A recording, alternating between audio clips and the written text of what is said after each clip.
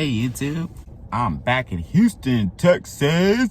Sorry, I'm really excited because I've been gone for like almost 6 months now, and I just was, man, it's not that I ain't been feeling it, it's just, let me just tell y'all. When I moved to California, I lived in the mountains, in San Bernardino, 6,500 feet in the air. Really great spot to be in, truly. Beautiful mountains, amazing sunset every night, looking right out at San Bernardino, LA in the distance. You can see the Pacific Ocean. Beautiful, right? Gorgeous. Best place to be if you're like up, hip, happening, you know, trying to make it out in LA, trying to get famous and all that, you know. Great place to be, you know, super chill, progressive vibe, you know. But unfortunately there's a downside to that. Isn't there always? You know, and that is that it is highly closet racist. Highly closet racist. I'm from Houston, grew up here. I wasn't born here. Been here since I was 8 months old. Went to school in the hood. Third Ward, Houston, Texas. Top 15 worst neighborhoods in America. You know, but still, you know, I grew up there, made it through without a hitch, pretty much, if I had to, you know, say so myself. I'm 25, and I've never been shot. You know, I've never been arrested. I done seen some things, but I've been all right. But what I done seen in California, bruh, oh my God, I got some stories for you guys. I had a lady flat out not serve me at CVS, specifically did not serve only me. Served my fiance. He's not in the car right now. He is a Latino man, brown man, you know. This is a brown lady, you know, so I'm thinking this shouldn't be an issue. She was flat out scared of me. And so I called the store afterwards to ask her, you know, why didn't you serve me? She started talking about Jesus and how she's a teacher and how she's not racist. That's how you know it was racism, you know? Discrimination, whatever you want to call it. Point is, she specifically would not serve me because she felt afraid. And when I probed her about the reasons behind that, she disclosed to me that they had been robbed in the last week or so, like that, something like that. Now I know I don't look like nobody else, but in California I get it all the time that I look like Juice WRLD. And like, if you know me, or if you've spent any amount of time around black people, then you know I don't look like Juice WRLD. I look much more like Lil Tecca if I look like anybody. But it's just shit like that. In California, I don't know what it is, but they cannot see black people very clearly. So if you're trying to stay safe, stay your ass, especially away from Northern California. Do not go to San Francisco. Don't go to that area. If you're gonna go visit, and that's it. Whoo, I swear, I done experienced some racism since I've been there. Airbnb, next thing. Staying in an Airbnb, because it's really expensive there. I just wanted to get there and get going. I got a new job. I just wanted to get there. So, staying in an Airbnb, stayed there for 2 months. I gave this lady about $3,000. I kid you not, because rent is just that expensive there. So I'm dishing you out all this money. Why did she think that I was trying to literally steal her towels for her guests? And then she wants to holler about we in a pandemic. Yes, I get that. Exactly. So why the fuck would I want your public use towels, you know, for my body in the middle of a pandemic? I got my own towels. I got my own money. Now, granted, I'm a very reserved person. I don't like to talk about my business. I don't like to talk about what I do for a living. I don't like to talk about my profession. I don't like to talk about my money. So I don't know what they conjured in their mind in those 2 months, that we were just some vagabonds or something, some squatters or some shit like that. But she just had it in her head that we wanted her towels.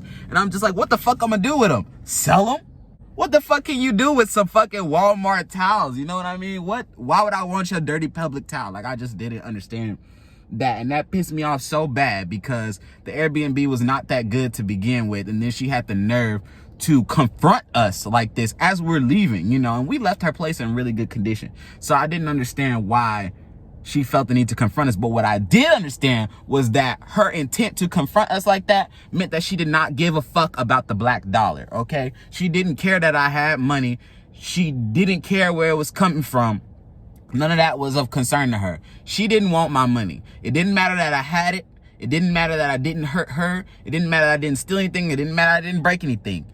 She just did not value my black dollar, because if she did, she would have asked the 2 other older white men that we were living with if they had seen her towels. She didn't do any of that. She didn't do any of that. She didn't bother the white guys. She only asked us where her towels were. And you know where they were at? Right where they were supposed to be. We don't want your towels. Then, old white man stole my bike. How do I know it was an old white man? Because I found his ass and I took my bike back. But, you see what I mean? Why the fuck do I gotta get it? Why do black people gotta get it from both sides? You know what I mean? Not only do I gotta look like the thief, I gotta be the victim too. What?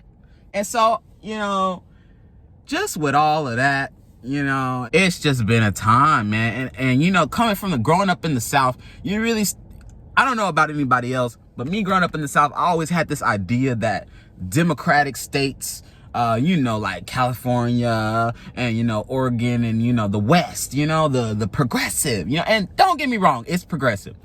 Great world-class transportation system, beautiful architecture, the most beautiful place I've ever been, rolling hills everywhere, but closet fucking racists. And you know what? It's more dangerous there than it is here in Texas. And I gotta make that clear. These people in California don't feel comfortable expressing their racism. You know what I mean?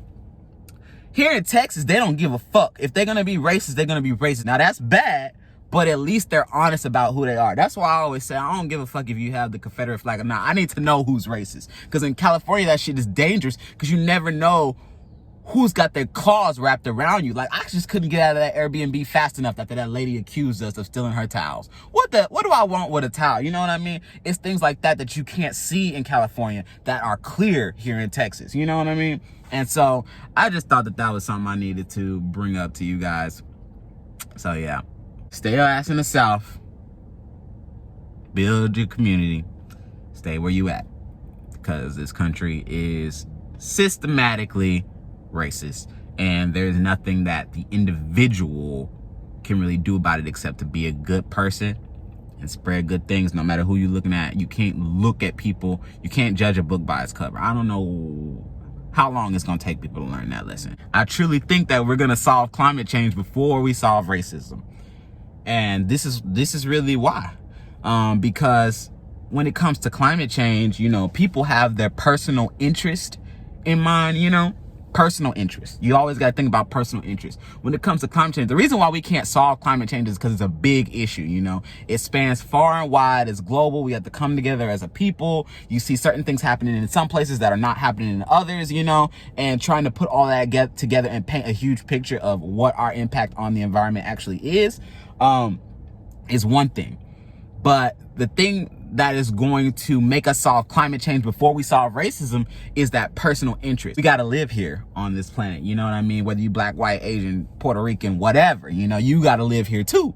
And so to think that, you know, the world that you're living in might be devastated by some actions that you're doing makes people think, at least. But when it comes to black people, who really gives a fuck, you know, except black people? You know, and that's simply not enough. That's what's going to push climate change to be solved first. So think about it. If we can't even solve climate change yet, you could pretty much give up on racism for the next